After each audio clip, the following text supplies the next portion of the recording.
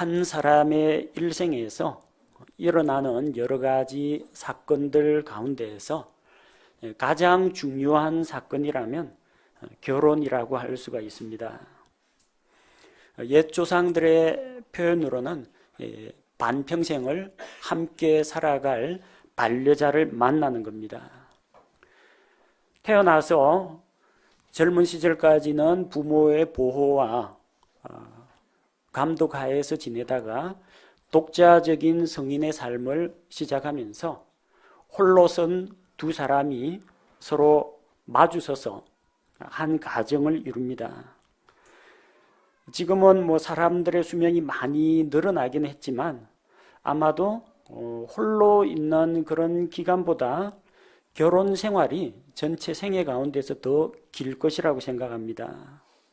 그러다 보니 결혼 정년기에 있는 청춘 남녀들은 자기 짝을 찾는 일에 또 자기 배우자를 기다리는 일에 관심을 두기 마련입니다. 또 이 결혼을 앞둔 당사자들 뿐만 아니라 아직까지 시집 장가를 가지 않은 미혼의 청년 남녀를 둔 부모님 마음도 본인보다 더 급할 겁니다. 아마도 결혼 당사자보다도 더 신경을 많이 쓰고 더 기도를 많이 하는 걸로 알고 있습니다. 본문 말씀 창세기 24장 전체가 배우자감을 구하는 이야기입니다.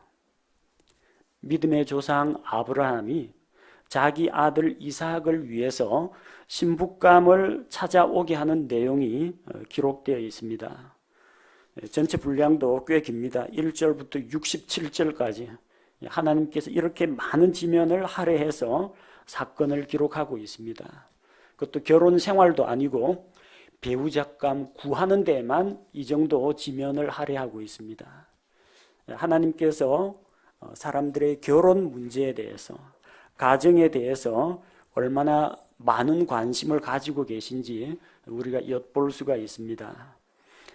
그래서 이 사건은 단순히 이삭이라고 하는 청년과 리브가라고 하는 이 처녀가 만나가지고 결혼하는 이야기로 끝나는 것이 아니라 우리 주 예수 그리스도와 그의 신부인 교회의 이야기도 내포하고 있습니다. 오늘 인물 설교 제목을 리브가라고 정하지 않고 이삭의 신부라고 정한 것도 그런 의미입니다. 이삭의 신부가 된 그 리브가를 통해서 그리스도의 신부가 된 우리 성도들의 모습을 되새겨보는 시간이 되었으면 합니다. 따라서 결혼은 아직 나하고는 거리가 먼 이야기다 생각하는 주일학교 학생들도 여기에 귀를 기울여야 합니다. 이미 결혼을 해서 가정을 이루고 있는 분도 다시 한번 그리스도의 신부가 무엇인지, 영적인 남편과 아내의 위치가 어떠한지를 돌아보는 시간이 되었으면 합니다. 자, 본문 앞쪽을 우리가 다 읽진 않았지만 배경을 살펴보면 1절에서 9절까지는 아브라함이 자기 집에 있는 나이 많은 종에게 이삭의 신부를 구해 오도록 명령을 하는 것을 볼 수가 있습니다. 보통 이스라엘에서 종은 6년 정도 섬기고 자유를 얻어서 나갑니다. 근데 아주 나이 든 종이 있다는 것은 죽을 때까지 주인에게 충성을 맹세하고 그 집에서 영원토록 종이 된 그런 사람을 이야기합니다. 그 집안의 가정 총무, 집사, 관리인 역할을 합니다. 심지어 만약에 주인에게 아들이 없을 때는 그 집안의 모든 재산을 물려받아 가지고 다음 때를 이을 수도 있는 사람입니다. 근데 이 아브라함이 자기 집에 있는 가장 믿을 만한 늙은 종에게 자기 아들의 신부감을 구해오라고 했습니다. 여러분, 이게 쉬운 일이겠습니까? 아들 보내가지고 신부감 구해오라는 것도 못 믿었습니다. 본인이 직접 봐야만 안심이 됩니다. 어떤 처자인지 직접 보고 검증을 해야 됩니다. 그런데 결혼 당사자도 아니요 부모도 아닌 자기 집에 있는 종한테 그 중대사를 맡겼다는 겁니다. 얼마나 그 종에 대해서 신임을 하고 있는지 알 수가 있습니다. 또 그 종이 얼마만큼 주인의 마음을 잘 헤아리는 신실한 종인지 알 수가 있습니다. 자, 그래서 몇 가지 조건을 달아둡니다. 이삭의 신부를 구하긴 구하는데 이 팔레스타인 땅에서는 구하지 말라. 가나안 족속들은 하나님을 알지 못하고 우상을 숭배하고 또 도덕적으로 타락한 이런 풍습들을 가지고 있기 때문에 믿음이 없는 불신자 가정에서는 여자를 데려오지 말라고 했습니다. 그래서 4절에 보니까 아브라함이 고향으로 가서 그의 친족 중에서 이삭의 아내를 데려오라고 했습니다. 원래 아브라함 고향은 갈대아 우르입니다. 하지만 갈대아 우르에서 하나님의 말씀을 듣고 길을 떠나서 하란으로 이주했습니다. 그리고 그 하란에서 데라가 죽을 때까지 같이 살다가 나홀은 거기서 남고요. 아브라함은 가나안 땅으로 왔습니다. 아브라함의 친척이 어디에 있느냐? 갈대아 우르가 아니라 하란 땅에 있습니다. 하란 땅 메소포타미아 지방에 가서 자기 친족 중에서 이삭의 아내를 데려오라고 했습니다. 그런데 만약에 그 여자가 따라오려고 하지 않으면은 그냥 내버려 두라고 했습니다. 그러면은 자기가 내리는 이 명령과 맹세가 의미가 없다고 했습니다. 결혼은 한 사람이 일방적으로 구애를 하고 청혼을 한다고 해서 이루어지는 건 아닙니다. 종이 가서 여러 가지 좋은 말로 자기 주인과 주인의 아들에 대해서 이야기했는데 당사자가 싫다고 하면은 어쩔 수가 없습니다. 마찬가지입니다. 하나님께서 한 사람을, 죄인을 사랑한다. 그 사랑의 증표로 예수 그리스도를 보내서 십자가에 달려 피 흘려 죽게 하셨습니다. 사랑을 입증했습니다. 그래서 그에게 이 사랑을 받아들이겠느냐? 예수 그리스도를 구원자로 받아들이겠느냐? 좋은 선물을 주고 초청을 했는데 당사자가 싫다고 하면 그만입니다. 성립이 안 됩니다. 이삭의 신부감도 여자가 자원하는 마음으로 와야만 결혼이 이루어집니다. 예수 그리스도의 신부 교회에 들어오려면, 그리스도의 몸인 교회 안으로 들어오려면 하나님께서 은혜를 베푸시고 초청을 할 때 각 사람이 흔쾌히 응답을 하고 주님께로 나아와야 합니다. 그래야 결혼 언약이 성립이 되는 겁니다. 자, 이 늙은 종은 주인의 말을 듣고 신부감 찾으러 길을 떠났습니다. 10절에 보니까 낙타 10마리라고 했습니다. 낙타가 이 무거운 짐을 잘 나르고 장거리 여행에도 지치지 않고 오랫동안 잘 달립니다. 그래서 낙타 10마리에 좋은 선물들을 가득 싣고 저기 메소포타미아 지방으로 갔습니다. 마침 이 동네 여인들이 우물에서 물을 길러 나올 그 시간에 종이 우물가에 도착했습니다. 그리고 12절에서 14절 내용은 아브라함이 보낸 그 종이 하나님께 기도를 합니다. 밧단 아람이라고 하는 하나의 큰 지역입니다. 하나의 큰 성입니다. 도시입니다. 솔밭에서 바늘 찾기지 그 많은 사람들 가운데에서 누구한테 가서 청혼을 한단 말입니까? 아무 집이나 문 두들기고 가서 저 우리 주인 아들과 결혼할 처녀 있습니까? 물어볼 수도 없는 노릇이고 진짜 막막합니다. 그 도시에 처녀가 몇 명인지도 모르고 누가 결혼을 했는지 누가 결혼을 안 했는지 그것도 알 수가 없습니다. 막막한 가운데 종이 하나님께 기도합니다. 12절에 보면은 그가 이르되 오 주 곧 나의 주인 아브라함의 하나님이여, 자기 주인의 하나님께 기도를 드립니다. 지금 주인의 심부름으로 주인의 아들을 위해서 신부감을 구하러 왔는데 이삭의 신부를 구하는 이 일이 형통하도록 하나님께서 주인 아브라함에게 친절을 베풀어 주시기를 그렇게 기도했습니다. 그리고 하나님께 한 가지 표적을 요구했습니다. 물을 길러 나온 젊은 소녀에게 물 항아리를 내려서 내가 좀 마시게 해달라 그 부탁을 하면은 자기에게 물을 마시게 하고 나그네에게 친절을 베푸는 것은 그 여인의 품성을 볼 수 있는 좋은 방법입니다.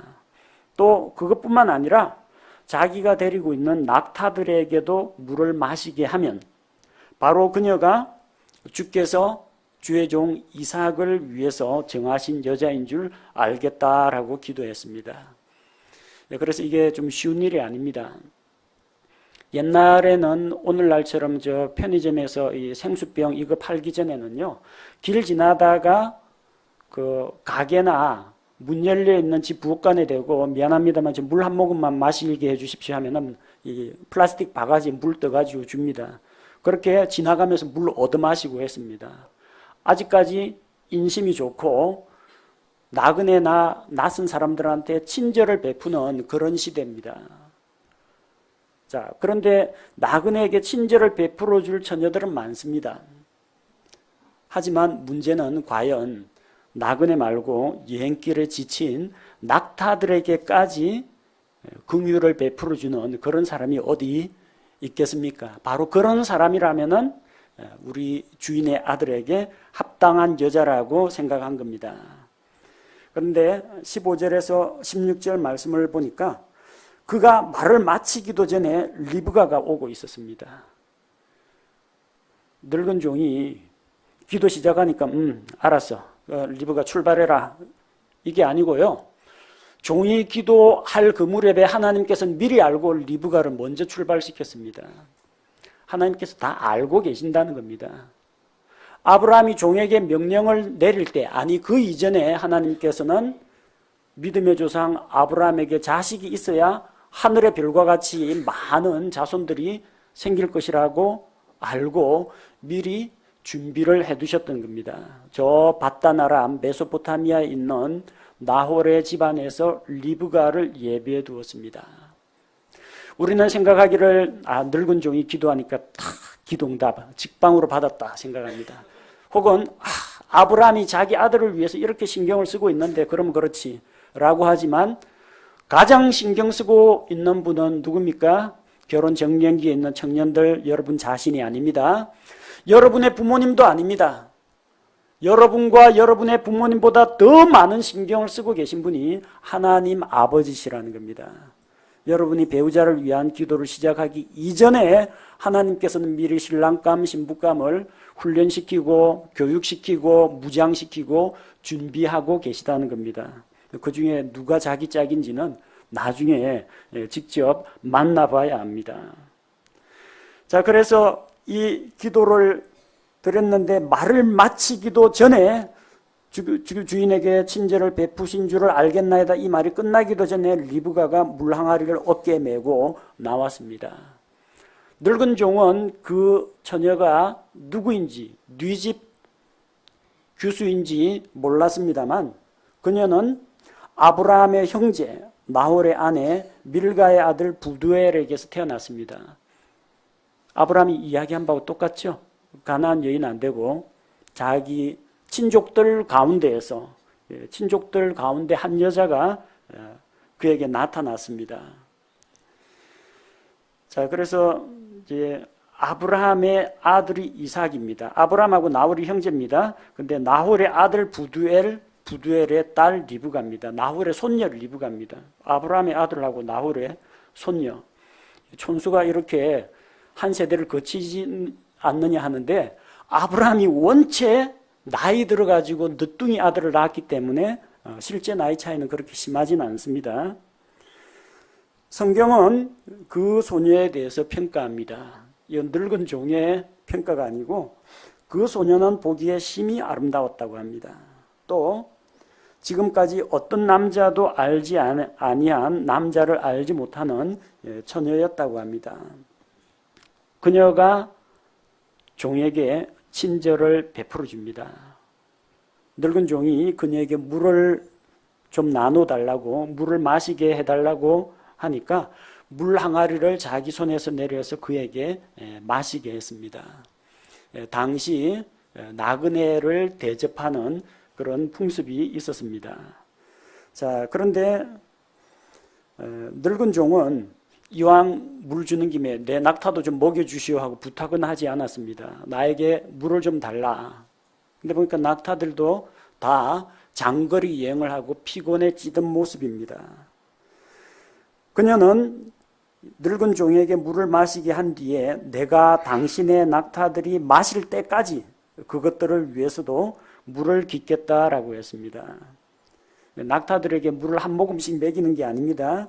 낙타들이 마실 때까지, 이제 더 이상 안 먹겠다고 할 때까지입니다. 낙타 한 마리가, 낙타는 장거리 여행 중에 물을 안 먹어도 오랫동안 장거리 여행을 합니다. 낙타 한 마리가 여행을 마치고 나서 한 번에 물 100리터 정도를 마십니다. 뭐 10마리가 일제히 마신다고 하면 드럼통 5개는 순식간입니다. 근데 물 항아리의 크기는 어느 정도냐? 리브가의 어깨에 올라갈 요 정도 항아리입니다. 당시 우물은요, 우리가 생각하는 것처럼 동네 우물처럼 이렇게 동그랗게 돌담 쌓아놓고 여기 두레박 갖고 물 퍼올리는 그런 우물이 아닙니다. 날이 무척 덥고 건조하기 때문에 그래 되면 물이 다 증발해 버립니다. 그래서 그 팽팽한 우물 위에다가 큰 돌로 뚜껑을 달아두거나, 여기 본문에 보니까 그녀가 물을 길러 내려갔다고 합니다. 그래서 이 우물은 지하에 있는 우물이라는 것을 알 수가 있습니다. 왔다 갔다 반복해야 됩니다. 16절에 보니까 그녀가 우물로 내려가서, 이 평지가 아니라 지하에다 우물을 만들어 놓습니다. 돌계단 내려가야 돼요. 물 길어 가지고 올라와야 됩니다. 이 조그만 항아리 가지고 드럼통 5개 다 채우려면요, 엄청 고생해야 됩니다. 그런데 그런 친절을 베풀어 주었습니다. 자, 기도한 조건대로 다 되었죠. 종이 리브가를 보고 놀라워합니다. 그래서 아브라함의 종이 그녀가 하나님께서 준비하신 바로 그 사람인지 알아보려고 그녀에게 질문을 합니다. 금팔찌 2개를 주고 금귀고리 1개를 주고 너 누구 집 딸이냐 물어봅니다. 이야기를 들어보니까 아브라함의 친척 나훌의 자손이라는 것을 이제 알게 되었습니다. 그래서 자기를 소개하고 그 집에 가서 본격적으로 청혼, 혼담을 넣습니다. 49절에서 51절 내용이 그 결혼 언약을 성사시키는 그런 과정입니다. 아브라함의 종이 리브가의 아버지 부두엘과 그녀의 오빠 라반에게 이 자초지종을 설명합니다. 내가 왜 이 먼 길까지 왔는지 이야기를 하고, 라반과 부두엘 역시 이야기를 들어보고 자기의 친족인 아브라함의 아들에게 리브가를 보내기로 하고 그녀를 이삭의 신부로 내어주기로 합니다. 그래서 아브라함의 종은 10마리의 낙타에 싣고 온 선물을 그들에게 정혼 예물로 줍니다. 우리나라에서는 이 여자가 시집 가려면 혼수 장만해야 되고 하여튼 뭐 예단을 해야 되고 할 거리가 많지만, 구약 성경에 나오는 유대인들의 결혼 풍습을 보면 여자는 집안 재산입니다. 살림 미천입니다. 집에 가만히 두면은 밥하고 빨래하고 정원 가꾸고 채소밭 가꾸고 양떼 돌보고 여러모로 쓸모가 많습니다. 그래서 딸을 시집 보내는 것은 막대한 손실입니다. 그래서 사돈댁에서 신랑 집에서 그걸 다 물어내야 됩니다. 신부가 똑똑하고 이쁘고 일 잘하면요, 신부값은 더 올라가게 됩니다. 신부 데려오는데 낙타 10마리에 가득 싣고 온 각종 재물들을 선물로 내놓고 정혼 언약을 맺었습니다. 신부값이라고 합니다. 그리고 신부를 신랑 집으로 데리고 오는 겁니다. 아브라함의 종은 자기 목표에 충실하게 지체 없이 다음날 리브가를 데리고 바로 떠나겠다고 합니다. 하지만 이 손님을 대접하는 그런 풍습이 있기 때문에 그 집안 사람들은 열흘간만 머물렀다 가라고 합니다. 그러나 늙은 종은 기다리고 있을 주인과 주인의 아들에게 이 좋은 소식을 알려주기 위해서 바로 여행을 출발하려고 합니다. 그래서 리브가의 의사를 물어보니까 리브가는 두말 없이 따라 났습니다. 그래서 마침내 이 늙은 종을 따라서 리브가는 긴 여행길에 오르게 됩니다. 그리고 마침내 자기의 남편감 신랑을 만나게 됩니다. 오늘 본문에 나온 이삭의 신부 리브가는 그리스도의 신부인 교회의 모형이라고 할 수가 있습니다. 본문 2절 말씀에 보면 누가 이삭을 위해서 신부감을 구해오라고 합니까? 아브라함이 자기의 하나밖에 없는 아들 이삭을 위해서 배우자를 구해주려고 합니다. 예, 그렇습니다. 하나님께서는 자기에게 하나밖에 없는 독생자 예수 그리스도를 위해서 신부감을 구해주려고 합니다. 아브라함은 그 일을 누구에게 맡겼습니까? 자기 집안을 관리하는 늙은 종, 자기의 마음을 정말 잘 헤아리고 있는 늙은 종을 저 멀리 메소포타미아로 보냈습니다. 하나님께서는 그리스도의 신부를 구하는 일을 성령 하나님께 맡겼습니다. 성령 하나님께서는 하나님의 깊은 것이라도 다 알고 계시고 통달하시는 분입니다. 하나님께서는 성령님을 이 땅에 보냅니다. 보내서 복음 전도자의 입을 통해서, 설교자의 입을 통해서, 선교사의 입을 통해서 하나님의 말씀을 선포합니다. 말씀을 통해서 죄에 대해서 책망하고 다가올 심판에 대해서 경고하고 하나님께서 주시는 의에 대해서 이야기합니다. 그래서 그때 하나님의 구원의 초청의 메시지를 듣고 응답하는 자는 그리스도의 신부가 됩니다. 하나님께서 요구하시는 신부의 조건이 있습니다. 아브라함은 몇 가지 조건을 달았죠. 가나안 여자들 안 된다. 불신자들, 우상숭배자들, 하나님을 믿지 않는 자들은 안 된다고 했습니다. 오직 자기와 같은 믿음을 가지고 있는 아브라함의 친족 가운데서 구하라고 했습니다. 그러나 하나님께서는 우리에게 많은 것을 요구하지 않으십니다. 하나님께서는 깨끗하지 못한 자, 거룩하지 못한 자, 나약한 자, 천한 죄인들을 불러주셨습니다. 누구든지 오라고 했습니다.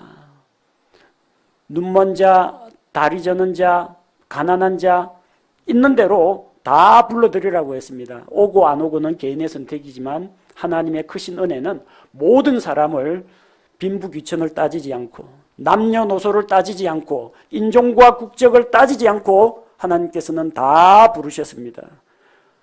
그 잔치집에 가고 안 가고는 당사자의 선택이요 당사자의 책임입니다. 8절에 여자가 너를 따라오지 않으려고 하면은 너하고 맺은 이 언약은 무효라고 했습니다. 그렇습니다. 복음의 메시지가 선포되고 예수 그리스도의 십자가의 대속의 죽음과 부활의 메시지가 선포되었는데 그 말씀을 듣고도 예수님을 구원자로 인정하지 않고 받아들이지 않는 자는, 구원 초청을 거절하는 자는 데리고 올 필요가 없습니다. 그런 사람은 그리스도의 신부가 될 수가 없습니다. 신부의 모습은 어떠합니까? 신부는 아름답습니다. 몇 번 제가 결혼식 주례 때문에 혹은 또 아는 사람 결혼이 있어가지고 결혼식에 참석을 했는데 어쨌든 뭐 평소에도 이뻤지만 결혼하는 당일날 그 신부의 모습은 누가 봐도 정말 아름답습니다. 뭐 다른 사람 눈에는 아름답게 안 보일지도 모르지만 신랑의 눈에 비친 신부의 모습은 아름답습니다. 제가 경험자입니다. 보통 때에도 얼굴 보고 일주일에 한 번씩 만났지만 결혼 당일날 신랑을 위해서 단장한 신부의 모습은 그야말로 성경에서 말하는 것처럼 화려하고 아름답습니다. 신랑이 신부에게 고백합니다. 아가 4장 1절 말씀에 보면 보라 내 사랑아 내가 어여쁘도다. 보라 내가 어여쁘니 내 머리채 속에는 비둘기 눈이 들어있고 내 머리털은 길르앗 산에서부터 모습을 드러내는 염소떼 같구나. 더 구체적인 건 여러분 읽어보십시오. 나중에 신체 각 부위별로 아름다움을 칭송하는 말이 나옵니다. 진짜 아름답느냐? 아닙니다. 농부의 딸입니다. 시골 처녀입니다. 밭일 하느라고 햇볕에 타가지고 얼굴이 까무잡잡합니다. 세련된 여자가 아닙니다. 염소 똥이나 치우면서 집안일 관리합니다. 오빠들이 그녀를 구박해가지고 자기들이 일 안 하고 여동생한테 일을 시켜가지고 막 부려먹습니다. 그래서 자기 집 포도원은 잘 가꾸었는데 자기 자신은 전혀 가꾸지 못했습니다. 그럼에도 불구하고 솔로몬의 눈에 비친 술람미 여인은 내가 어여쁘고 어여쁘다 이런 고백이 나왔습니다. 우리 자신 역시 잘난 구석이 없습니다. 여러분 여기서 인물 잘나가 구원받은 분 있습니까? 아니면 너무너무 착한 삶을 살았기 때문에 구원받으신 분이 있습니까? 아니면 사회적으로 크게 성공하고 출세했기 때문에 하나님이 옳았구나 하고 인정해 주신 분 있습니까? 아무도 없습니다. 우리는 하나님 보시기에 그야말로 연약한 자, 더럽고 추한 죄인에 불과합니다. 그러나 우리가 하나님께서 보낸 복음의 메시지를 받아들이고 예수 그리스도를 내가 받아들이겠다. 그렇게 결심하고 믿음을 고백할 때 우리 신랑 되신 주님께서 내 사랑 너는 어여쁘고 어여쁘다. 이런 사랑의 고백을 하십니다. 신부는 아름답습니다. 또 16절 말씀해 보면 그녀는 남자를 알지 못하는 처녀라고 했습니다. 여러분 이 가운데는 아직까지 어린 사람도 있고 나이가 드신 분도 있습니다. 자매님도 있고 형제님도 있습니다. 그러니까 여기에서 남자를 알지 못하는 처녀를 어떤 성적인 그런 개념으로만 보시면 안 됩니다. 남자 형제들도 그리스도의 신부 가운데 속합니다. 교회이기 때문에, 교회의 일부이기 때문에. 그리스도의 신부인 교회가 순결한 처녀라는 것은 그녀가 깨끗하고 여자라는 이야기가 아니라 세상과 분리된 거룩한 삶을 산다는 것을 의미합니다. 이방의 신을 따르지 않고 오직 하나님만을 믿고 따른다는 것을 의미합니다. 고린도후서 11장 2절에서 사도 바울은 고린도 교회 성도들에 대해서 이렇게 이야기합니다. 이는 내가 너희를 순결한 한 처녀로 그리스도께 드리기 위해 한 남편에게 너희를 정혼시켰기 때문이라. 교회가 순결한 한 처녀입니다. 고린도 전서 한번 읽어보십시오. 이 사람들이 정말로 순결한 사람들인지. 우상 숭배하는 사람, 간음하는 사람, 법정에서 형제하고 재판해가지고 송사하는 사람, 술 취하는 사람, 방탕한 사람, 패거리 만들어가지고 분열 일으키는 사람, 진짜 별의별 사람들이 다 있습니다. 그런데 예수 그리스도의 피로 말미암아 깨끗하게 씻김 받은 자는 순결한 한 처녀에 들어간다는 이야기입니다. 우리 자신의 성품이나 인격을 말하는 것이 아닙니다. 우리 자신의 개인의 경건함이나 개인의 거룩함을 말하는 것이 아닙니다. 속죄하는 어린 양의 피로 여러분은 씻겨 있습니까? 그렇다면 여러분은 죄인이지만 모든 죄를 용서받은 깨끗한 순결한 한 처녀가 됩니다. 53절 말씀해 보니까 53절 말씀해 보면은 아브라함의 종은 주인이 보낸 정혼 예물을 주고 언약을 체결합니다. 은보석과 금보석과 옷과 이런 것들을 주고 정혼 언약을 맺습니다. 결혼 약속의 증표가 됩니다. 예수님께서는 우리를 위해서 십자가에서 생명의 피를 흘려주시고 우리를 사셨습니다. 아브라함의 종은 이 보석과 예물을 가지고 그녀에게 정혼 예물로 지불했지만 예수님은 자기 생명의 피를 정혼 예물로 지불했습니다. 고린도전서 6장 19절 20절에서 너희는 너희 자신의 것이 아니니 주께서 값을 치르고 너희를 사셨느니라. 너는 내 것이라. 내가 십자가에서 흘린 그 핏값으로 너를 죄로부터, 사망으로부터, 마귀로부터, 율법의 권세로부터 자유하게 하고 너를 샀다는 겁니다. 그리고 그런 정혼 예물을 내밀 때 받아들여야 됩니다. 신부가 그걸 받아들이면 결혼은 성사가 됩니다. 신부가 결단을 내려야 됩니다. 이 사람을 따라서 가겠느냐? 가겠나이다. 그렇게 이야기할 때 결혼 언약이 성립합니다. 정혼 언약 때 부모와 교섭을 통해서 혼담을 성사시키지만 최종 결정은 누가 합니까? 결혼하는 당사자, 신부가 결정을 내립니다. 하나님의 초청에 대해서 여러분 주변에 부모님이 교회 가자 권면하기도 하고 전도자가 이 초청의 말도 하고 하겠지만 최종 결단, 믿음의 결단은 누가 내리느냐? 복음의 말씀을 듣는 그 사람이 결단을 내려야 됩니다. 리브가는 얼굴도 보지 못한 이삭을 신랑으로 받아들이기로 결단하고 따라 나섰습니다. 옛날 우리 부모님 세대에도 그런 일들이 많았습니다. 아버지 어머니만 알고 있습니다. 어디 참한 규숙감이 있더라. 어디에 성실한 청년이 있다더라. 자기들만 보고 신랑과 신부는 결혼 첫날 밤 지나고 다음날 날이 밝아야 서로를 볼 수 있는 그런 시절도 있었습니다. 리브가 역시 얼굴도 알지 못하는 저 먼 지방에 있는 이삭을 신랑으로 받아들이기로 했습니다. 우리 역시 마찬가지입니다. 예수님 만나본 분이 있습니까? 못 만나봤죠? 예수님 사진이라도 본 적 있습니까? 본 적 없죠? 그 당시 사진기가 없는데 사진이 어디 있습니까? 다 사람들이 상상 속에서 그린 거죠. 그래서 예수님이 파란 눈을 하고 금발을 했을 것 같습니까? 예수님은 전형적인 유대인 얼굴 모습을 하고 있었을 겁니다. 그렇게 화려하고 막 멋진 서양 배우 같은 분이 아닙니다. 그분은 마른 땅에서 나온 줄기 같고 우리의 보기에 흠모할 만한 아름다운 것이 없는 지극히 평범한 유대인 청년이었습니다. 우리는 얼굴도 보지 못하고 만나보지도 못하고 벌써 2000년 전에 일어난 그 사건의 주인공 예수님을 구원자요 신랑으로 받아들입니다. 이게 믿음입니다. 알 거 다 알고 따질 거 다 따지고 비교 분석하고 견적내가지고 이거는 계산입니다. 계산.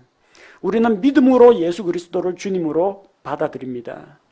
베드로전서 1장 8절에 너희가 그분을 보지 못하였으나 사랑하는도다. 보지 못한 예수님을 여러분이 사랑하고 있습니다. 이 얼마나 놀라운 일입니까? 신랑 얼굴도 못 보고 다시 오실 신랑을 기다리고 있습니다.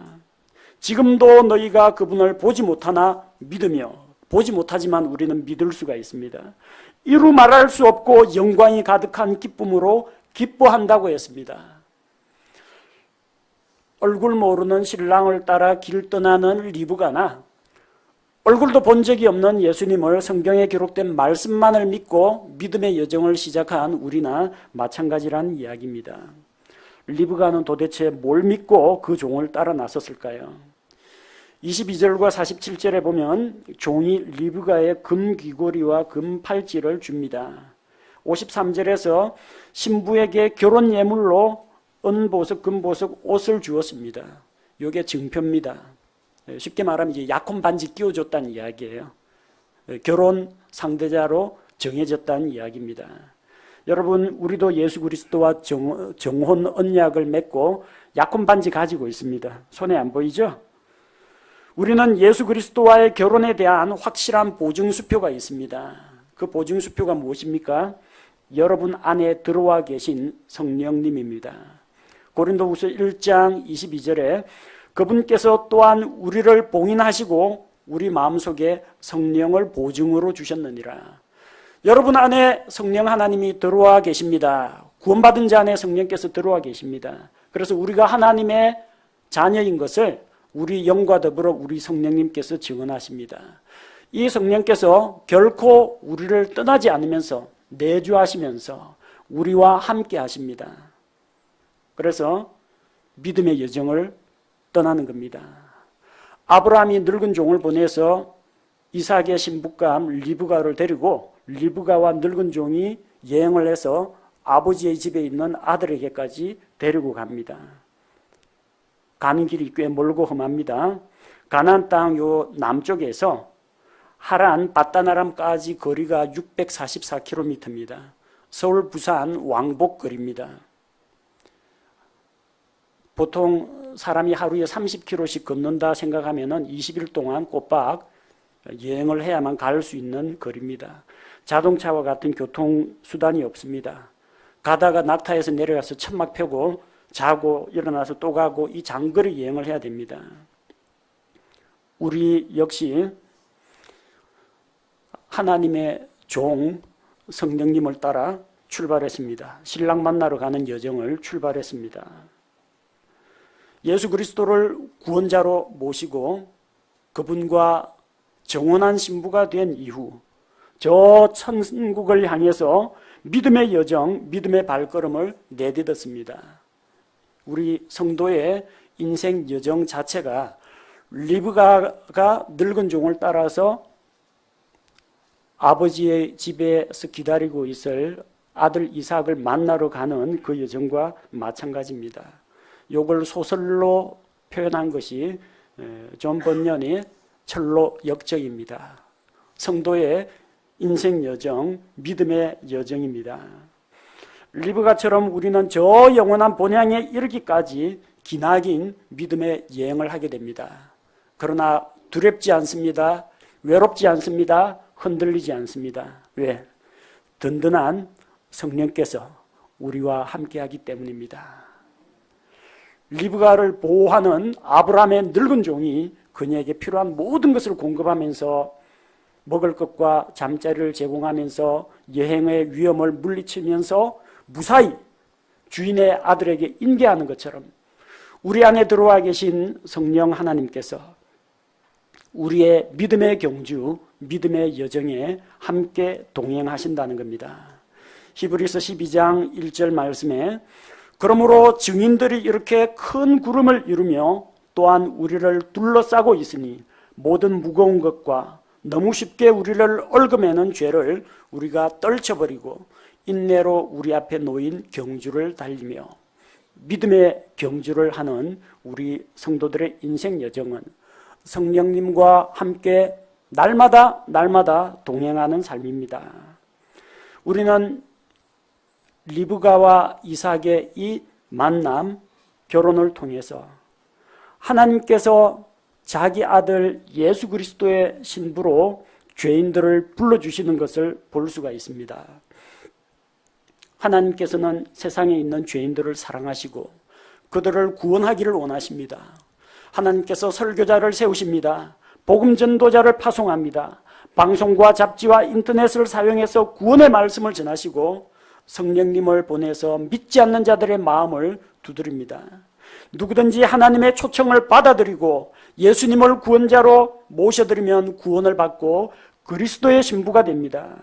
우리가 잘나서가 아니라 하나님의 은혜로 구원을 받는 것입니다.